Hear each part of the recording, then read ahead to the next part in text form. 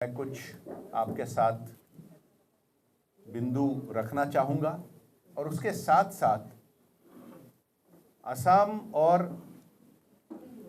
असम की प्रगति के बारे मोदी सरकार ने कैसे फोकस रखा है इस पर भी थोड़ा मैं कुछ कहना चाहूँगा। जो पीपीटी है इसको आगे बढ़ाने के लिए इसको थोड़ा नेक्स्ट पेज को करिए।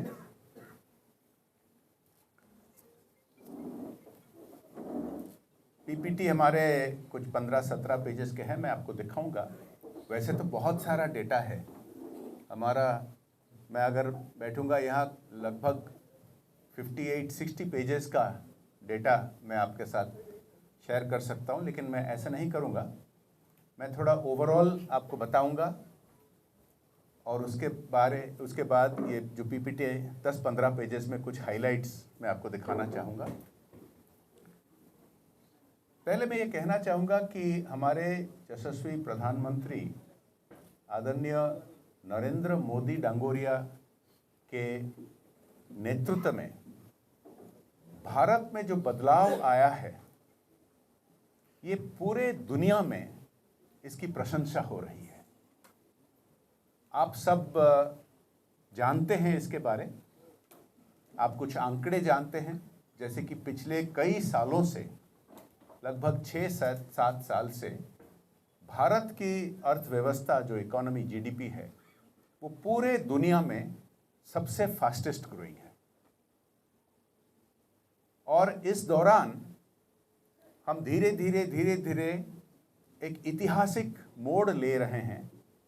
अन्य देश जो हमारे से कई आगे रहे थे पिछले 200-300-400 साल से, हम धीरे धीरे उनके आगे जा रहे हैं।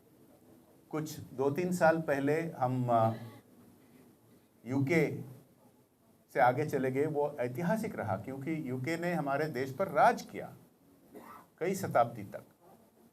अभी निकट में हम और भी आगे बढ़े और चौथे स्थान पर आ गए हैं पूरे दुनिया में, और मोदी जी के कार्यकाल में ही हम तीसरे स्थान पे ही पहुंचने वाले हैं।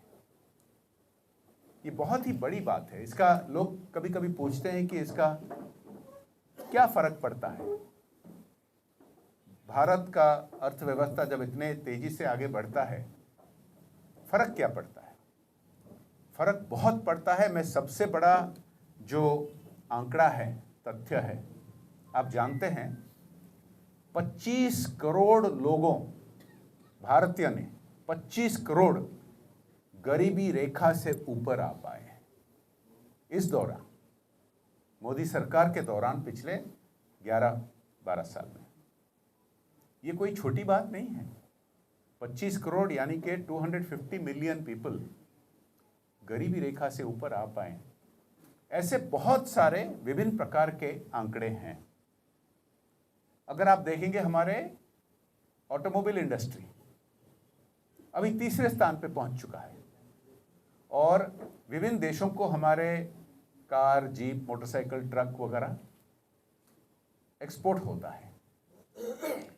इसका अहमियत क्या है? अहमियत है कि आप याद करिए, सालों तक, दशकों तक बहुत सारे सारे लोग कहते थे कि भारत कभी मैन्युफैक्चरिंग में आगे नहीं बढ़ पाएगा, लेकिन बढ़ा है। अभी तीसरे स्थान पे हम पहुंच गए हैं। और जब ऐसा इंडस्ट्री हमारी बनता है तो हमारे युवाओं के लिए नौकरी, हमारे छोटे मोटे व्यवसाय के लिए, एमएसएमई जिसको कहते हैं, उनके लिए अपॉर्चुनिटी, बहुत सारे समाज में बदलाव आता है। जैसे हम गरीबी रेखा से करोड़ों लोगों को ऊपर ला पाते हैं, इसका कंट्रीब्यूशन रहता है। 14 ऑपरेटिंग है और ये इस बजट के दौरान भी और भी जो फंडिंग हो रहा है, ये फिस्कल ईयर समाप्त होते होते 14 बन जाएंगे 21। अब थोड़ा सोचिए इसके बारे। 70-75 साल में जितना हुआ था, 6 मेडिकल कॉलेज बने थे, अभी वो दुगना से ज़्यादा हो गया है एक दशक में, 10 ईयर्स में, फ्रॉम 2016 टिल 2026। और 14 से 21 और साथ जुड़ने वाले हैं ऐसा असम का ट्रेडिशनल इंडस्ट्रीज तो बहुत डेवलप हो रहे हैं।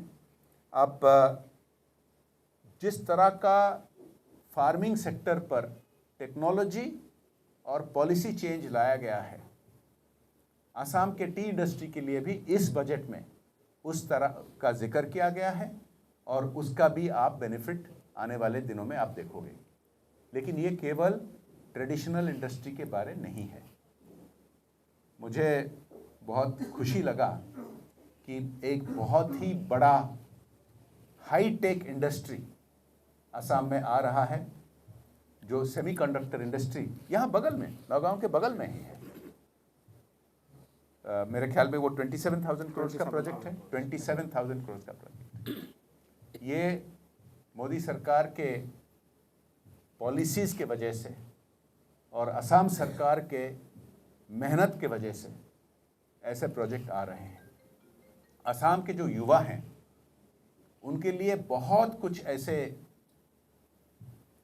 नीतियों लाए गए हैं जिसके ज़रिया यहाँ असम में ही उनको उसी तरह का अवसर मिलेगा, उसी तरह का अपॉर्चुनिटी मिलेगा।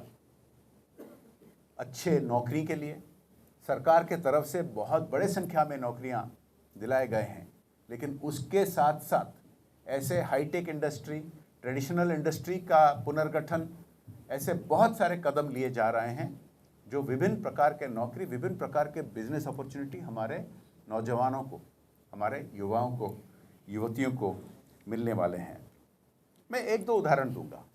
जैसे मैंने कहा, अगर पूरे डिटेल्स आपको देने लगूंगा, मेरे 58 पेजेस का पीपीटी है, मैं आपको दे सकता हूँ, उस शेयर कर लूँगा मैं आपके साथ। लेकिन मैं मानता हूँ कि ऐसा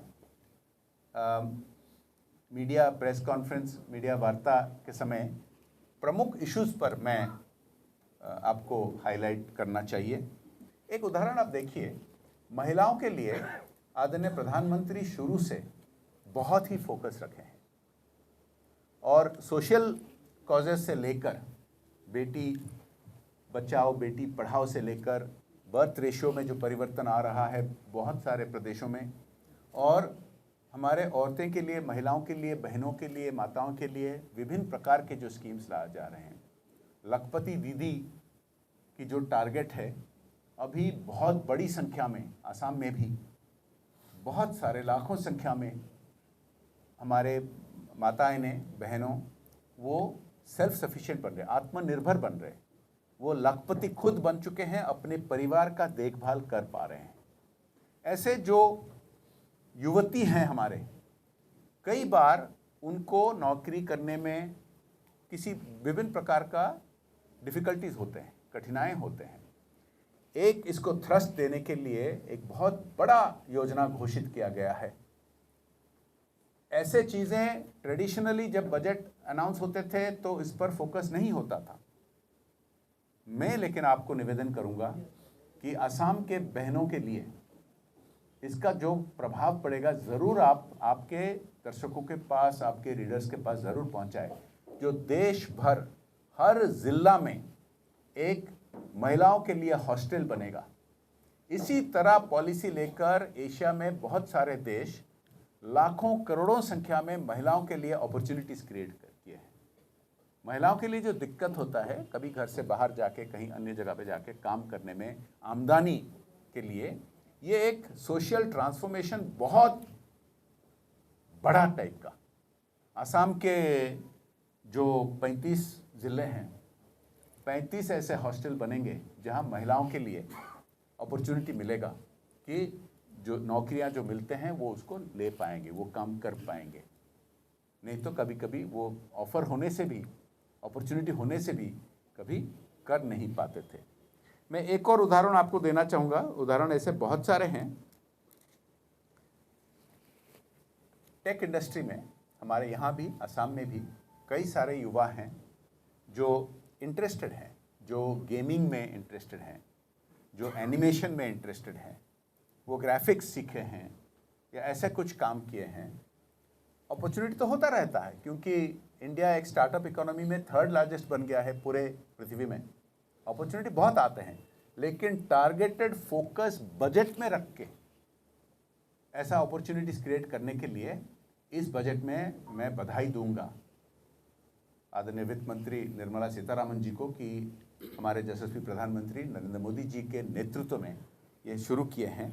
जो टारगेट रखा गया है 2 मिलियन जॉब्स इस सेक्टर में, गेमिंग, एनिमेशन, विजुअल इफेक्ट्स, इस टाइप के टारगेट में बजटरी सपोर्ट दिया जाएगा। 15,000 स्कूलों में कंटेंट क्रिएटर लैब के गठन करने के लिए, 15,000 स्कूलों में और 500 कॉलेजेस में कंटेंट क्रिएटर लैब गठन होने से असम के जो छात्र छात्रियां हैं, असम के युवक युवती हैं, इनके लिए ये एक ट्रांसफॉर्मेशनल अपॉर्चुनिटी होगा। खुद के उद्यम से तो सब सीखते हैं, बहुत सारे युवा बहुत कुछ काम करते हैं इस फील्ड में, लेकिन ऐसा स्ट्रक्चर्ड अपॉर्चुनिटी इस स्केल में 1500 स्कूल 15,000 स्कूल और 500 कॉलेज में कभी नहीं हुआ है। ये बहुत ही बड़ी बात है।